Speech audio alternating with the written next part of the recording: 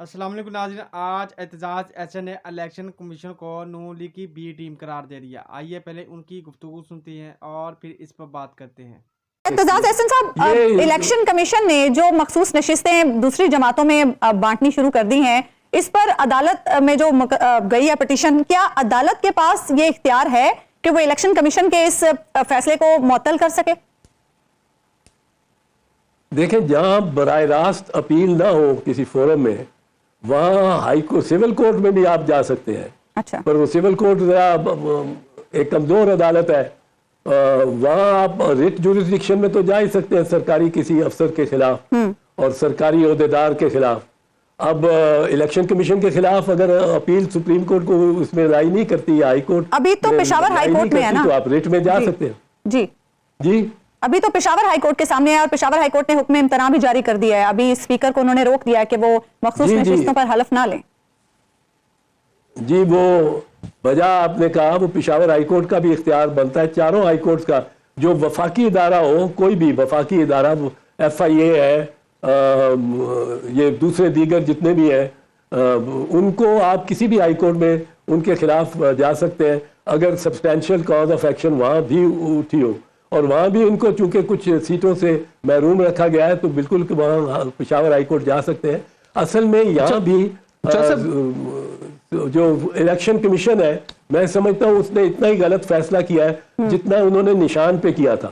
نشان انہوں نے یہ سمجھا ہے کہ یہ نشان پارٹی کا نشان ہے، اور اگر پارٹی کے 10 آفیشل جو ہیں، 10 آفیسر عہدیدار، وہ کوئی گڑبڑ کرتے ہیں، غلط الیکشن کرا دیتے ہیں، تو پارٹی کے سارے ممبر جتنے یا سارے ووٹر جتنے بھی ہیں ان سے چھین لو ان کا نشان، تاکہ وہ پہچان ہی نہ سکے اپنے کینڈیڈیٹ کو۔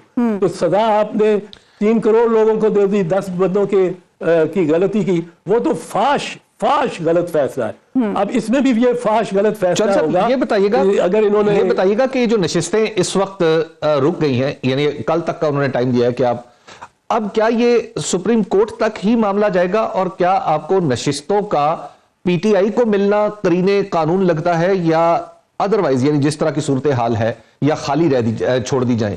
آپ کو زیادہ قرینے قانون کون سی چیز لگ رہی ہے کہ جو سپریم کورٹ میں بھی آپ سمجھے کہ یہ وہاں تک جائے گا تو یہ اس پرنسپل پہ؟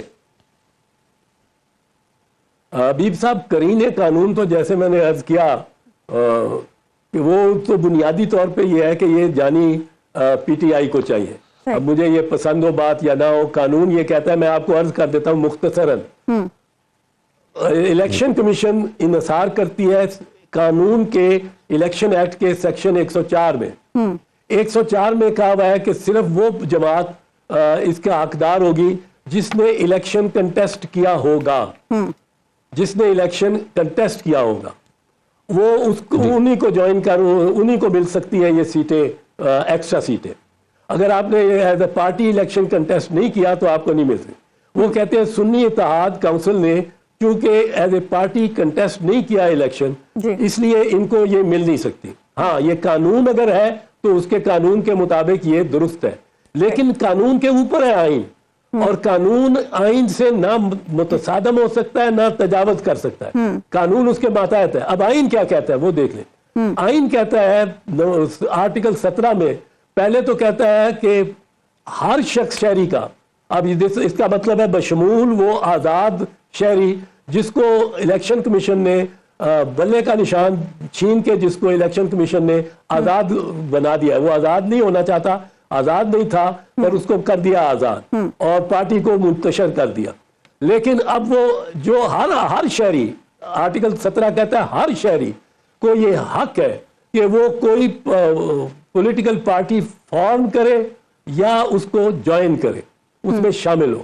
اب یہ جو آزاد ارکان ہے، نام نہاد آزاد، یہ کہتے ہیں جی ہم آزاد نہیں ہیں۔ پہلے تو کہتے ہیں ہم تو پی ٹی آئی کے ہیں، اب ان کو کہا جاتا ہے آپ جوائن کریں کسی پارٹی کو۔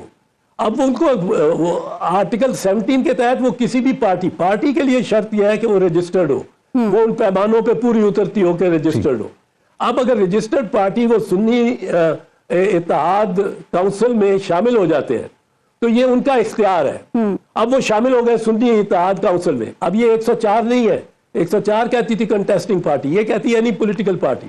अब जब उन्होंने 3 दिन के बाद देखना है, 3 दिन तक वो देख लें किस पार्टी में जाना है, आजाद है। तीसरे दिन वो जाके फैसला करते हैं जी सुन्नी इत्तेहाद काउंसिल में चले गए।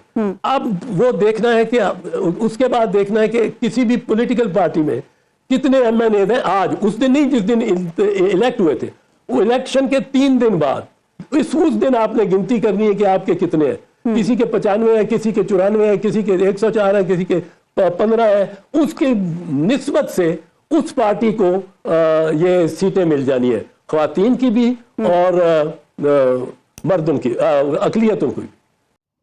नाज़रीन, आपने एतजाज एहसन की गुफ्तगू मुलाहिज़ा फरमाई जिसमें वो फरमा रहे हैं इलेक्शन कमीशन का पीटीआई को मखसूस नशिस्तें ना देना इलेक्शन कमीशन की बदनीयती है। साथ ही उन्होंने कहा इलेक्शन कमीशन ने जो पीटीआई के खिलाफ बल्ले के फैसला दिया था वो भी एक गैर आइनी फैसला था। उन्होंने कहा इलेक्शन कमीशन कानून को आइन से ऊपर ले गया है। उन्होंने कहा आइन पहले है और कानून बाद में। नाज़रीन, जिस तरह से इलेक्शन कमीशन ने पीटीआई के खिलाफ फैसले दिए इससे साफ नज़र आ रहा है वो नून लीग और पीपल पार्टी की बी टीम है।